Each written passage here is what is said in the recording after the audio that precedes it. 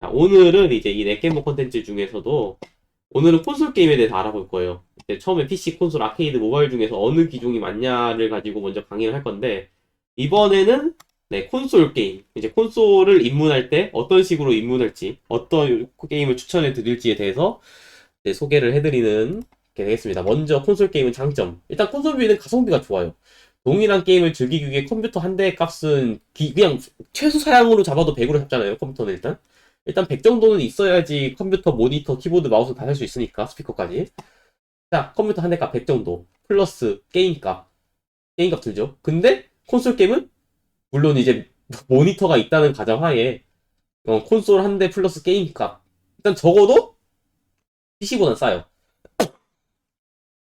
동일한 게임을 즐기기 위해서기 때문에 만약에 내가 플스5를 산다면 그걸 돌리려면 컴퓨터 사양은 좀 좋아지겠죠? 이제 100 정도 잡고 해야 되고. 근데 본체 값이 훨씬 싸요. 콘솔이. 컴퓨터 본체에 비하면은 이제 콘솔 한 대 가격이 싸단 말입니다. 그리고 대부분 게임들이 콘솔 최적화를 우선시해요. 그래서 PC 게임보다 콘솔 쪽이 최적화가 훨씬 잘 됐습니다. 자, 그리고 집에 보관 공간이 좀 있다고 하면은 패키지가 점점 늘어나는 걸 볼 수 있죠? 저희 집도 그렇지만 이 패키지가 굉장히 많아요. 이 패키지가 늘어나는 모습을 보면은 굉장히 뿌듯합니다. 이게 모으는 입장에서. 굉장히 뿌듯해요. 패키지 쌓이는 거 보면은. 자, 그리고 닌텐도 및 일부 게임들은 독점 발매 경우가 있기 때문에 절대 PC로 못 즐기는 게임 중에 대표적이죠? 닌텐도 게임. 이 닌텐도는 절대 컴퓨터로 즐길 수가 없어요, 현재. 아마 이제 포켓몬 유나이트처럼 닌텐도가 대놓고 PC용이다라고 내는 거 빼고는 닌텐도 게임들은 대부분 못 즐깁니다. 닌텐도 기종으로밖에 못 즐겨요. 단점은 이제 PC보다 게임 선택폭이 좁아요. 왜냐면은 PC는 이제 여러 가지 게임들을 에뮬레이터도 되게 잘 돼 있고 그리고 커스텀이 가능해가지고 여기다가 되게 이것저것 막 이제 기능을 추가해가지고 최신 게임들 돌리고 그럴 수 있지만 콘솔은 딱 그 전용 또는 그게 되는 하이 호환 이거만 가능하지 다양한 게임들을 돌릴 수는 없죠. 그 정도 선에서만 가능하죠. 패키지를 보관할 공간이 좁을 경우에는 문제가 되는데 최근 콘솔들은 이거는 DL판이 존재해서 해결이 됩니다. 하지만 콘솔들은 DL 개념이 없는 애들은 어쩔 수 없이 패키지를 모을 수밖에 없죠. 이럴 땐 집이 좁은 게 문제가 됩니다. 자, 스팀 대비 할인 행사 그쵸? 스팀은 할인 되게 많이 하는데 콘솔 게임들은 할인 행사 잘 안 해요. 기기 값은 콘솔이 이득이지만 게임 살 때는 이제 오히려 스팀이 이득일 수가 있는 게 할인을 잘 많이 한단 말이에요, 스팀은. 그리고 기술적 이슈로 하이원 지원이 한정되어 있기 때문에 구 명작들을 즐기기 어렵습니다. 이게 좀 있어요. 콘솔 게임들은 이런 게 좀 있습니다. 구 명작들을 즐기기 어려워요. 닌텐도 같은 경우는 이제 버추얼 콘솔 해가지고 어느 정도 이런 문제를 해결하려고 하는 게 보이는데 이 버추얼 콘솔도 닌텐도가 지원을 언제까지 할지 불투명한 상황이기 때문에 자, 그 다음에 거치 및 충전의 불편함. 이거는 여러분들 아실 거예요. 콘솔 게임은 거치 및 충전하기 불편합니다. 이제 공간을 차지할 수밖에 없어요. 컴퓨터랑 다르게. 설치하다가 이제 다시 다른 거 설치했다가 막 하는 경우가 많기 때문에 되게 불편하죠, 이런 거. 자취생이 아닌 경우 가족들의 눈치를 보게 되는데 특히 보통 콘솔을 TV에다 연결하잖아요. 근데 이 TV가 하필이면 거실에 있어. 그런데 거실은 그죠? 부모님이 TV 보고 계시는데 아빠 나 게임하려면 아빠가 양보할까요? 특히 아빠랑 많이 싸우게 됩니다. 저도 어렸을 때 그랬어요. 자, 콘솔 게임들은 대충 이렇게 분류되죠. 휴대용 게임이랑 거치형 게임으로 분류가 되는데 휴대용 게임들은 고사양의 게임을 어디서나 들고 다닐 수 있죠. 근데 요즘 콘솔 게임들은 스마트폰이 등장해가지고 이제 그런 의미도 많이 사라졌어요. 휴대용 게임은 와 들고 다니면서 이제 게임할 수 있어 이거였지만 스마트폰이 등장하면서 사실상 휴대용 게임 시장은 다 망했죠. 해당 콘솔들만의 독특한 조작을 즐길 수 있었음. 이게 특히 닌텐도 DS 때가 가장 대표적이었죠. 하지만 단점. 충전 방식의 제약 또는 충전이 불편함. 충전을 해야 되는 방법이 좀 제약되어 있던 게 특히 게임 기어 같은 애들. 닌텐도 게임보이 같은 경우는 건전지였어요. 심지어 게임 기어는 건전지 6개 먹는 괴물이었거든요. 되게 불편했어요. 건전지 6개씩이나 먹는 괴물이다 보니까. 그리고 도난의 우려가 있음. 아무래도 그 당시 고가 게임기들은 어디 좀 잘못했다면은 바로 사람들이 가져가가지고.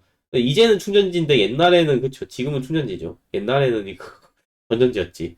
멀티를 하기 위해서는 여러 대가 필요했으며, 그쵸. 같은 공간에 있을 시면 가능했음. 스마트폰처럼 와이파이 기능이 이제 되는 콘솔들은 한정적이었어요. 옛날 콘솔들은 이제 다 모여가지고 WRN인가? 뭐였지? 아무튼 WAN인가? 그거 가지고 모여가지고 이제 근거리에서만 통신됐단 말이에요. 옛날에는 이게 안 됐었어. 옛날에는 이제 이게 안 됐어가지고 근거리에서만 이제 옹기종기 모여가지고 콘솔 여러 대 가지고 그렇게 했단 말이에요. 거치형 게임 장점, 친구 및 가족과도 함께 할 수 있으므로 게임의 즐거움이 배가 됨. 아 맞아요. 포켓몬 추천하려면 무조건 투턴 필수였어. 네 맞아요 맞아요 맞아요. 옛날에 그쵸. 옛날 게임인데 그랬단 말이야. 지금도 그런가? 스위치 8세대부터는 스위치 가지고 있는 사람들 주변에 많이 없어가지고 멀티를 잘 안 해가지고 모르겠네요 제가. 스위치부터는. 그리고 지금도 그런지 모르겠네. 자, 거치형 게임은 이제 장점, 친구 및 가족. 그쵸, 닌텐도 위 같은 경우 특히. 저 어렸을 때 플스2 친구 집에 있어가지고 초딩 때 친구 플스2 있다 그래가지고 거기 가서 같이 철권하고 그랬었거든요. 철권이랑 커먼 베이비랑 이런 거 있어가지고. 이럴 때 재밌어. 이제 그냥 친구들 집이든 누구 집, 저희 집은 이제 위 있어가지고 초딩 때 다 우리 집으로도 우르르 몰려고 그랬었는데. 그러니까 이런 거치형 게임의 장점은 친구랑 함께 즐길 수가 있다는 거. 같은 공간에서 이제 그렇게 즐길 수 있다는 게 재밌고, 이제 PC보다 TV를 이용하면은 뭐, 특히 컴퓨터보다 대부분 TV가 화면이 더 크죠? 그래서 가성비도 좋고. 단점. TV 자리 두고 부모님이랑 싸우는 거. PC와 달리 콘솔별로 할 수 있는 게임의 폭이 정해져 있고, 설치가 번거롭습니다. 이거는 앞에서도 설명했던 얘기죠. 거치형 게임 장단점은. 자, 역사. 일단 PC 게임의 역사를 좀 먼저 볼게요. 아, 잠깐만. 이거 19금 걸어야 되나? 자, 아타리의 긍정적인 영향은 콘솔 게임 시장 확대됐어요. 물론 아타리 이전에도 콘솔 게임을 내려고 하는 시도는 있었는데, 이게 이제 시장이 굉장히 커지고 확대된 거는 이제 아타리가 시작을 했어요. 아타리가 본격적으로 이제 뜨면서, 아타리 콘솔이 뜨면서, 이제 미국을 기반으로 해서 콘솔 게임 시장이 굉장히 커졌죠. 그래서 이제 게임의 시장이 열리면서 게임으로 돈을 벌 수 있다라는 가능성을 열어줬어요. 하지만 아타리의 부정적인 영향은 아타리 쇼크 이후 게임에 대한 인식 저하 및 미국의 게임 시장 규모가 감소됐다라는 게 부정적인 영향이에요. 사실 미국이 아타리가 계속 갔으면 어떨지 몰랐지만 콘솔 게임 자체가 많이 죽었어요. 미국은 그래가지고. 자, 근데 아타리 쇼크가 왜 일어났냐를 보기 전에 일단 아타리로 나왔던 게임들을 보면서 이야기를 해봅시다. 자, 일단 아타리 시절 때 나왔던 게 아타리 퐁이랑 스페이스 인베이더는 되게 대표적이죠. 여러분들도 알 거예요, 이 두 개는. 아타리 퐁은 여러분들도 아마 얘기는 많이 들어봤을 거고, 스페이스 인베이더도 해보신 분들이 많이 계실지 모르겠지만, 이거 이름 정도 다들 들어보시지 않았을까? 저는 이거 아타리 팩은 아니고 페미컴 팩으로 해봤고, 페미컴 팩으로 가지고 있거든요. 여러분들은 모르겠네요. 스페이스 인베이더를 해보신 분이 계실지 모르겠지만, 아무튼 이 두 개 게임은 그 당시에 굉장히 혁명이었어요. 하지만 이제 아타리가 게임이 이제 돈이 된다는 거를 이제 알아버린 사람들이 흔히 말하는 쿠노 게임들 이런 거를 내면서 조금씩 이제 시작이 돼요. 이제 게임에 대한 그런 인식이 나빠지게 되는 게 그때부터 좀 시작이 됩니다. 여기 뒤에 커스터즈 리벤지랑 나이트 오브 타운은 이것까진 제가 해본 적이 없고 자료만 가져왔는데 딱 동작을 보면 아시겠지만 동작을 보면 아시겠지만 이제 게임에 대한 인식들이 서서히 나빠지게 될 수밖에 없죠. 이거 이때부터 얘네가 솔직히 어떻게 보면 약겜의 시초가 아닐까? 이거 19금 걸어야 될 것 같은데 이게 그 약겜이잖아요. 흔히 말하는 그쵸 이거 약겜임. 이게 정상적인 게임이 아니에요. 이거는 그냥 약겜입니다, 여러분. 우리는 약겜을 1970년대 아닌가? 1980년대 이때 우리는 약겜이란 존재가 있었다라는 거에 충격을 받아야 됩니다, 여러분. 우리는 약겜이란 게 존재했었어요. 이 시절에도. 무려 이 시절에 약겜이 존재했다고. 자, 그리고 이제 결정타가 된 게 ET죠. 요게 이 게임이 이제 뒤에 게 ET인데 이때 이제 ET가 게임으로 나온다고 많은 사람들이 환호를 했었어요, 되게. 안녕하세요. 티얼리 안녕하세요. 약겜이라고 굳이 이야기 안 하면 아는 사람 말고 모른다. 아니 이거는 딱 봐도 동작이 약겜이잖아요. 잠깐만 나 이거 19금 걸어야 되지 않을까? 지금 내 방송 19금 걸어야 되지 않을까? 아무튼 ET가 이제 아타리로 발매가 됐는데 근데 이거 ET는 어쩔 수 없었어. 아타리 콘솔 기종의 한계로 ET 영화의 내용을 다 표현할 수가 없었거든요? 제가 생각해도. 그게 사람들의 기대치가 너무 높았고, 거기다가 이제 기존 아타리가 해왔던 병크짓들이 모두 한꺼번에 터지면서, 그치, 마케팅은 정말 뭐 엄청 ET가 대단한 게임인 것 같이 해놓고서 사람들의 기대를 잔뜩 올려놨다가 호시즈 꼴 난 거지 뭐. 결국에는 막상 까보니까 그냥 평범한 게임. 이렇게 뭐 엄청 기대치만큼 잘 된 게임도 아니고, 결국에는 지금 ET 뭐 버리는 물량이 더 많아, 찍어내놓고 못 판 물량이 더 많았고, 이때 굉장히 손해를 보고 아타리가 몰락을 했다고 하죠. 물론 지금 아타리 게임을 하려고 한다면은 아마 구하기도 되게 힘들고, 그러다 보니까 가격은 굉장히 올랐을 거라고 생각을 합니다. 그래서 아타리로 여러분들이 게임을 입문하는 거는 진짜 구명작들. 근데 얘네 페미컴이랑 버추얼 콘솔 같은 거 다 즐길 수 있거든요. 지금 굳이 아타리를 찾는 거는 제 생각에는 진짜 컬렉터를 하실 거 아니면 굳이 추천드리는 방법은 아니에요. 이렇게 아타리가 몰락을 하고 나서 일본의 닌텐도가 등장합니다. 게임에 대한 인식이 한참 안 좋지만 닌텐도는 이제 자기가 일본의 비디오 게임 시장을 한번 만들어 보겠다 하면서 패밀리 컴퓨터를 발매를 했고요. 패미컴이죠, 이게 줄여서. 퍼스트 파티 게임들을 대박을 냈어요, 굉장히. 닌텐도가 슈퍼마리오랑 젤다 전설이랑 이런 게임들이 대박이 났죠, 패밀리 컴퓨터에서. 그래서 일본 콘솔 시장이 이때부터 커졌어요. 그리고 서드 파티까지 닌텐도가 이때 검수를 굉장히 엄격하게 했어요. 그리고 게임의 질을 그렇게 컨트롤하려고 해서 아타리 때문에 좀 안 좋아진 게임의 인식을 닌텐도가 좀 바꿔보려고 노력을 했고, 실제로 페미컴은 성공했습니다. 그리고 여러분들 다 알잖아. 슈퍼마리오 젤다의 전설 이런 거 모르시는 분들은 제 방 시청자분에는 거의 없을 거야. 왜냐면 내가 방송에서도 했거든. 제 방송 보시는 분들 중에서 이거 모르시는 분들은 거의 없을 거예요. 드래곤볼. 드래곤볼도 페미컴으로 발매가 됐고, 삼국지도 나왔고, 이제 캐슬베니아랑 파이널 판타지도 이때 나왔습니다. 물론 드래곤 퀘스트, 우리가 알고 있는 명작들. 아, 맞아. 닌텐도 원래 화투 만드는 회사였어요. 맞아. 그랬다가 도박 게임기, 맞아. 정확하게 알고 계시네. 이거까지 얘기를 안 했는데, 이거까지 얘기가 너무 길어질 것 같아서 안 넣었는데, 원래 닌텐도는 화투 만드는 회사예요. 그 화투 만드는 회사가 이제 슬슬 화투에서 사업을 확장하려고 하다가 카지노랑 도박으로 이제 시작을 한 거고, 그러다가 여기서 우리 이걸로 한번 게임 만들어 볼까 해가지고 시작한 게 닌텐도 페미컴입니다, 여러분. 이거 닌텐도 역사에 대해서도 좀 읽어봤으면서. 맞아, 맞아. 근데 이 당시에 되게 재밌는 게임들 많이 나왔어요. 여러분들이 알고 있는 고전 명작들? 막 어떤 게 있지? 되게 고전 단편들이 많은데, 롱맨도 이 당시 게임이고, 롱맨, 맞아, 롱맨 내가 빼먹었네. 롱맨도 여기 있었던 게임이고, 롱맨 있고, 그다음 더블 드래곤, 트윈 콘도라, 슈퍼솔저, 노부나가의 야망, 탐정 진구지 사부로, 뭐 대충 그런 게임들, 우리가 흔히 이제 익숙한 고전 게임들은 이 시절에 나왔다고 생각을 하시면 됩니다. 그런데 이제 여기서 마찬가지로 후발주자가 등장하죠. 물론 세가도 이제 이 시절에 만들긴 했어요, 게임기를. 마스터 시스템이라던가 여러 가지 만들었는데, 세가는 이때는 닌텐도만큼의 그런 인지도를 얻지 못했고, 그러다가 이제 16비트 시대를 세가가 먼저 개방을 했어요, 메가드라이브로. 슈퍼 패미컴보다 1년 일찍 나왔나? 그랬을걸요, 제 기억이 맞다면.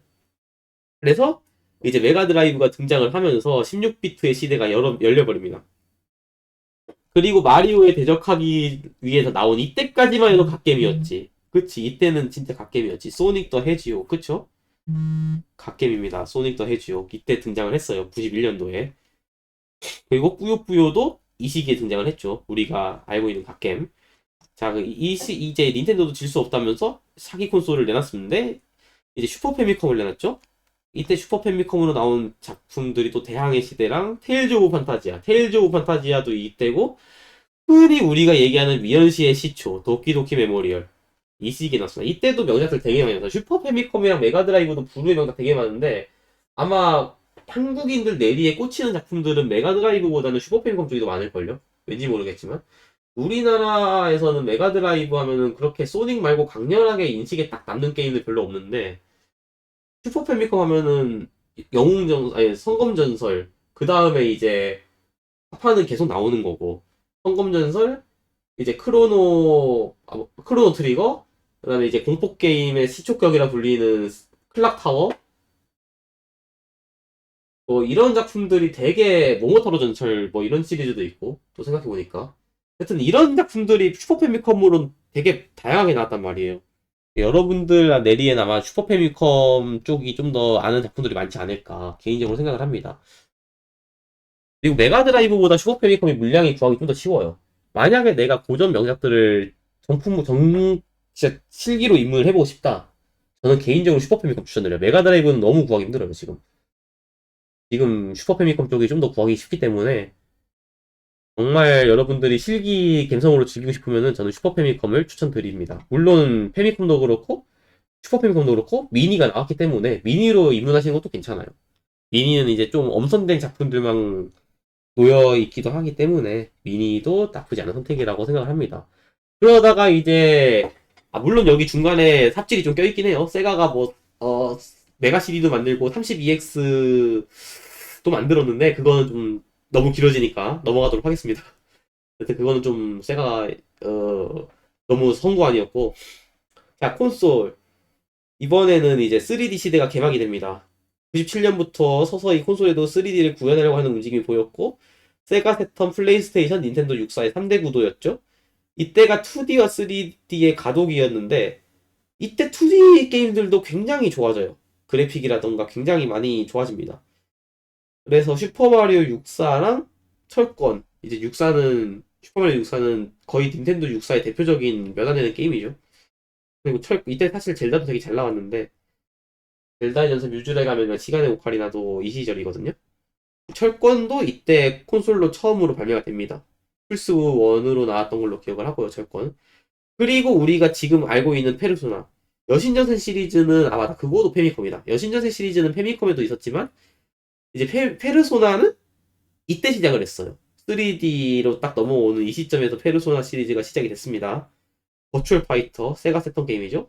바이오 하자드도 이 시기에 처음 발매가 됐고, 그러다가 이제 폴리곤 그래픽에서 점점 이제 진보가 됩니다. 단순 아케이드 이식을 넘어서 이제 콘솔의 성능 자체가 발전하기 시작해요.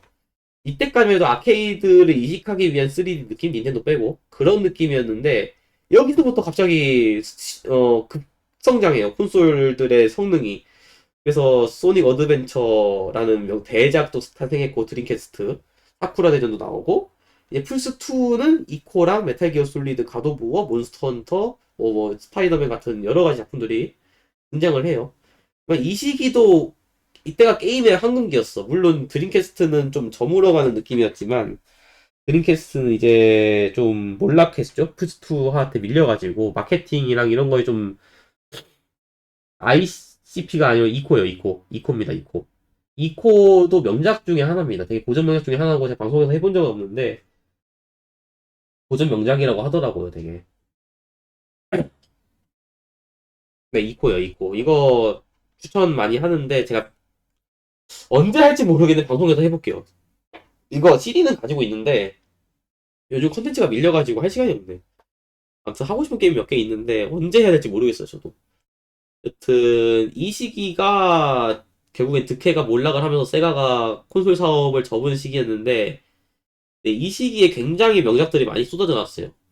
메탈 기어 솔리드라던가 갓 오브 워라던가 뭐 여신 아니 뭐 전국 무쌍이라던가 무쌍 시리즈랑 여튼 되게 명작들이 많이 쏟아져 나오는 시기이기 때문에 이 시기 게임들이 그리고 지금 중고가가 굉장히 싸요. 플스2. 플스2가 중고가가 되게 싸거든요.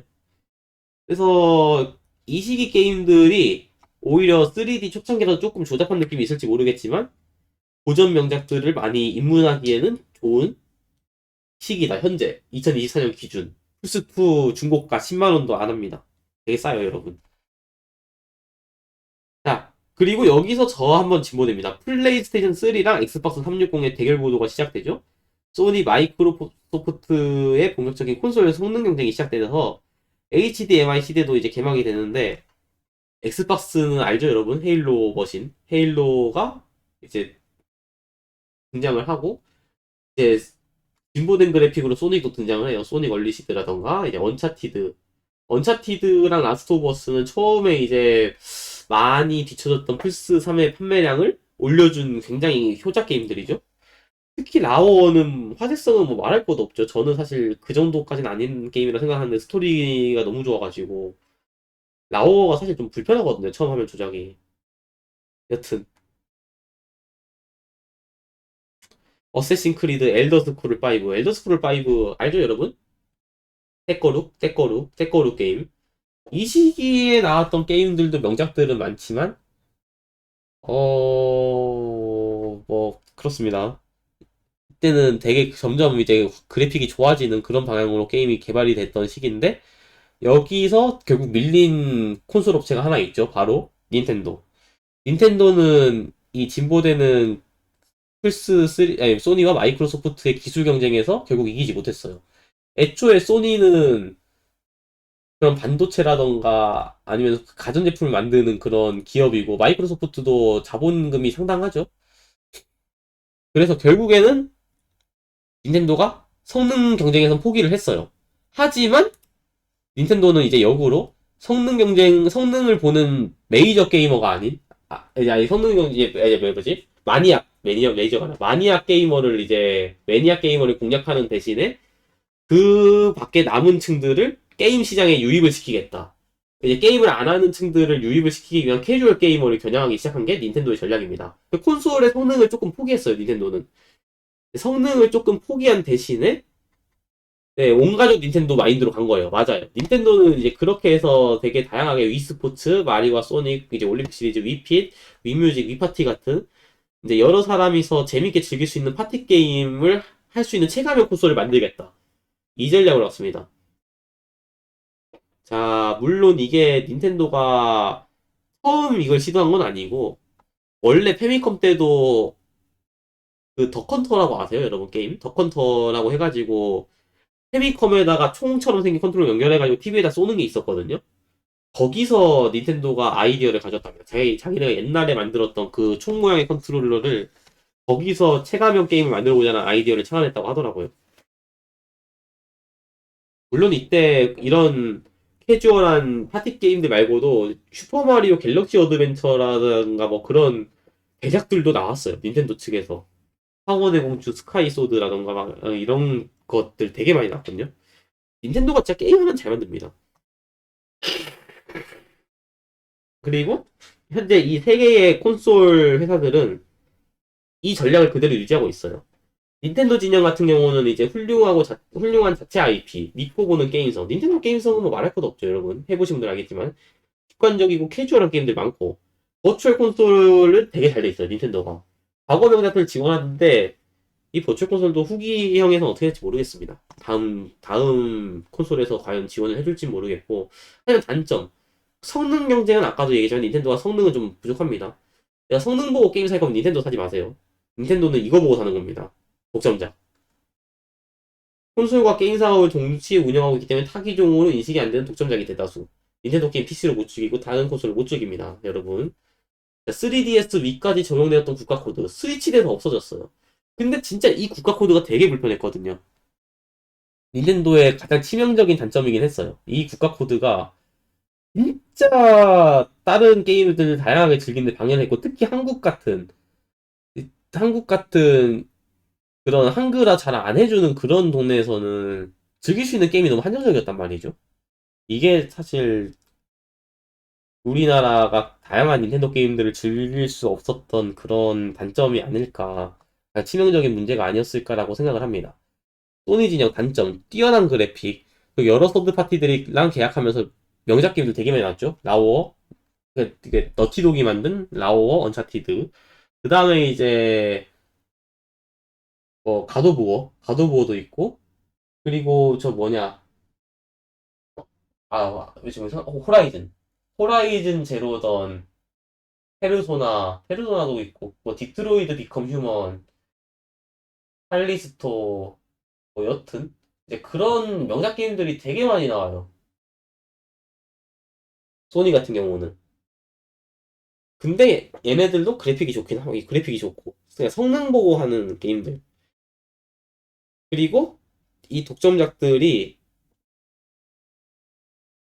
독점작들이 이제 여러분들이 소니 콘솔 안 사도 10년 정도 존버하면은 10년도 아닌 애들도 있긴 하지만 여튼 존버하다 보면 스팀으로도 이 게임들을 즐길 수 있긴 합니다, 물론. 하지만 단점은 가격대가 좀 있죠. 아무래도 콘솔 중에서 소니랑 마소 쪽이 좀 비싸긴 하니까 닌텐도보다 상대적으로.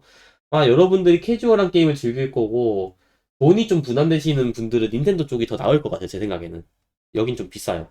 매니악한 게임 위주로 이제 신규 유저 입문들이 좀 어렵습니다. 이쪽은 신규로 여러분들이 게임을 새로 시작하겠다 하기에는 좀 어렵고 게임성들이 좀 대부분 매니악한 좀 게임들이 많이 나옵니다. 마소 쪽 장점. 당연히 소니랑 성능 경쟁하는 데니까 그래픽은 뛰어나요. 스팀 및 윈도우와 연동이 되는 것도 왜냐면 얘네가 윈도우 운영하니까 스팀도 거의 뭐 연동되죠.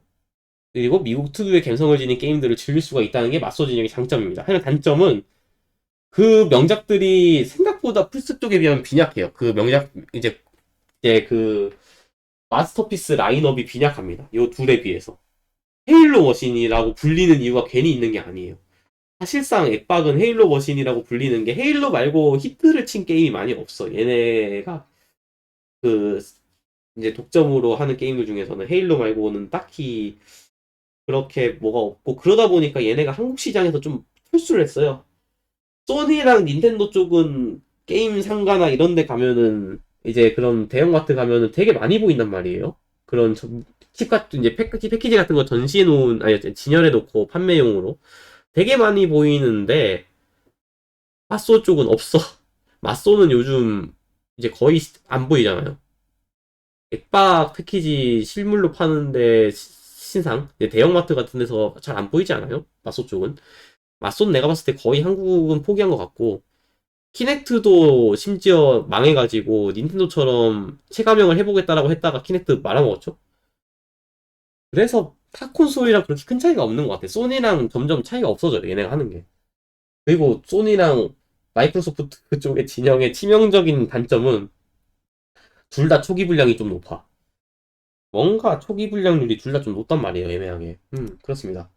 이거는 이제 뭐냐면은 콘솔을 입문하시고 싶은 분들을 위해서 어떤 시기에 콘솔을 가장 사는 게 좋은가를 좀 제가 알려드리려고 저의 경험을 토대로 지금까지 콘솔을 모아온 저의 경험을 토대로 한번 네 이렇게 만들어봤습니다. 발매 초창기는 사전 예약 때는 당연히 정가죠. 사전 예약은 정가로 요래요래 하고 근데 이제 대팔렘들이 때문에 단가가 뛰어요. 이게 심하면 더 위까지 올라가는데 이제 대팔렘들 때문에 이제 가격이 좀 올라갔다가 추가 재고 및 공급이 안정화되면은 다시 가격이 내려가요. 물론 이제 공급 원활히 완화되면은 발매 초창기 사전 예약보다 떨어지는데 여기서 두 가지 갈래로 나뉩니다. 여러분들이 판단을 잘해야 돼요.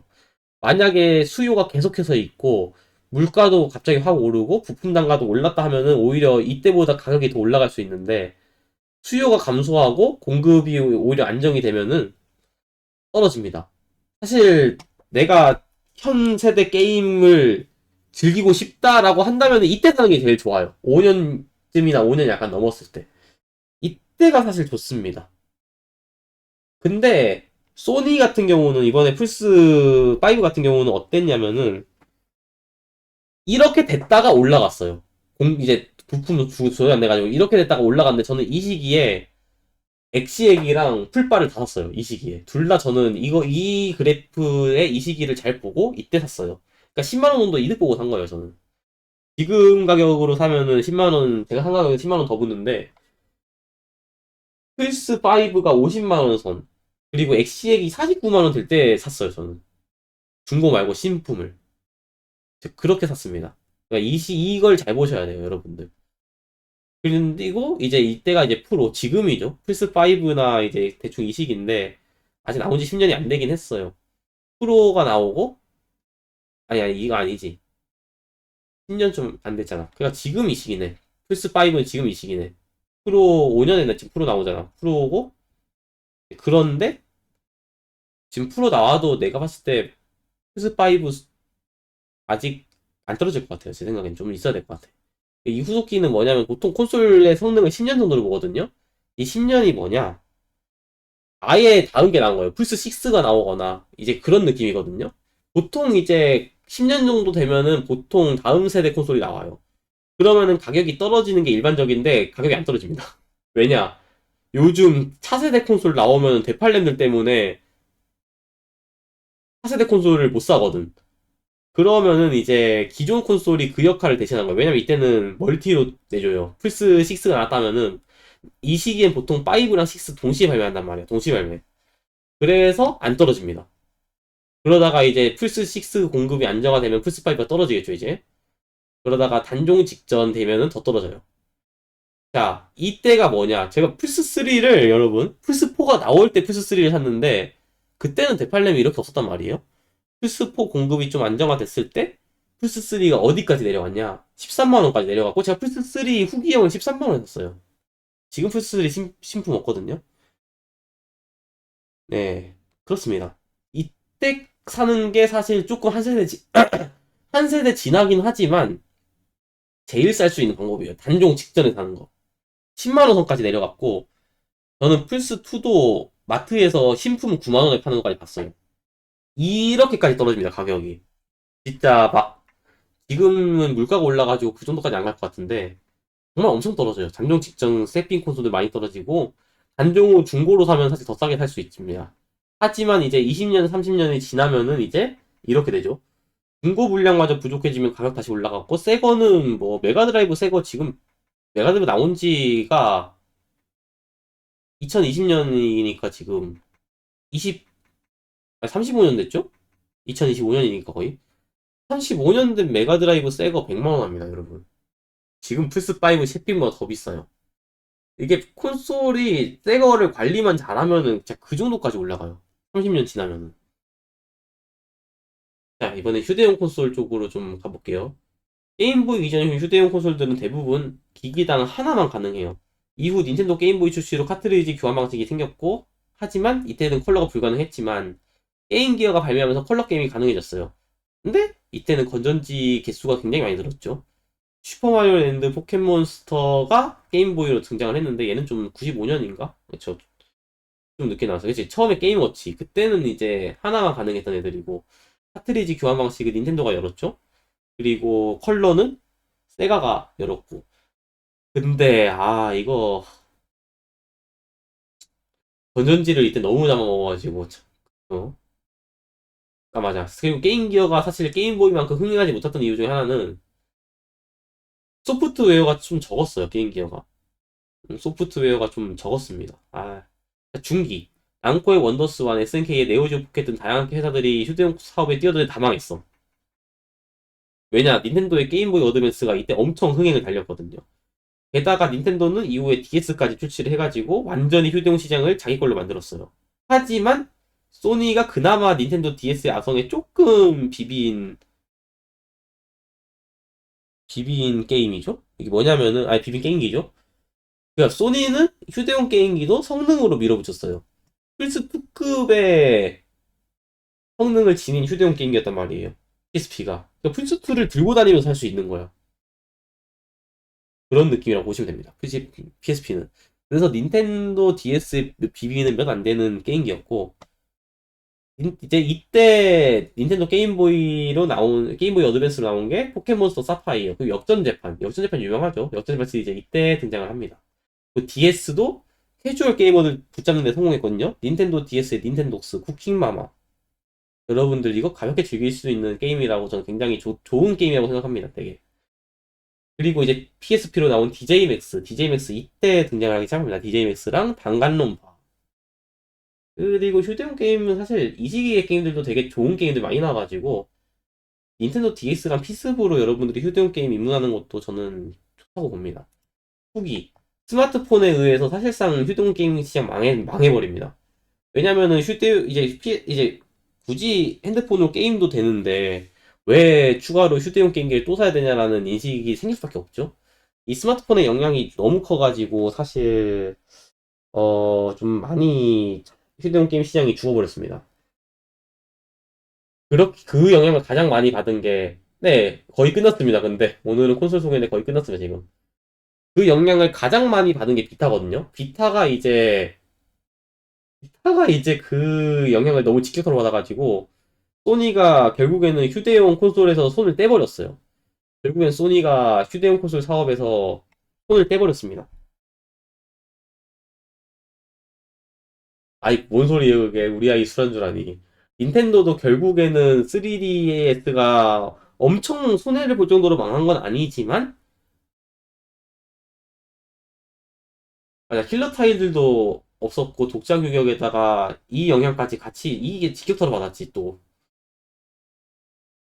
그 닌텐도도 예상 판매량을 못 찍었어요. 이게 스마트폰 영향이 너무 컸어. 3DS도 엄청 안 팔린 건 아니었지만, 결국엔 예상 판매량을 찍지 못해서 닌텐도도 결국에는 사실상 휴대용 게임 시장을 포기를 안 하면서 하려고 했던 고안한 방법이 이제 닌텐도 스위치가 된 거다 보니까 사실상 휴대용 게임 시장은 죽었다고 보는 게 맞는 것 같습니다. 제 생각에도. 자, 그래서 여튼 어느 시기에 콘솔을 사는 게 좋은가랑 대충 콘솔에 대한 이야기들을 이렇게 해봤고요. 여러분들 이거 참고하세요. 어떤 시기에 콘솔을 사면 좋을지를 제가 정리해 놓은 거라서 이거는 제가 잠깐 채팅창을 치워드릴 테니 찍으실 분들은 찍으셔도 됩니다. 어떤 시기에 콘솔을 사야 여러분들이 콘솔을 잘 샀다고 소문이 나는가? 이게 당연히 이거 세로축이 가격입니다. 이렇게 정리를 해놨어요, 제가. 요래요래 어느 시기에 콘솔을 사면 좋을지를 이렇게 정리를 해놨습니다. 그래서 중고로 살 때는 이때가 최적이고 새 거로 살 때는 이때가 제일 싸고 단종 직전, 단종 후 중고가. 만약에 현 세대 게임을 싸게 들고 싶다면 이때가 제일 싸요.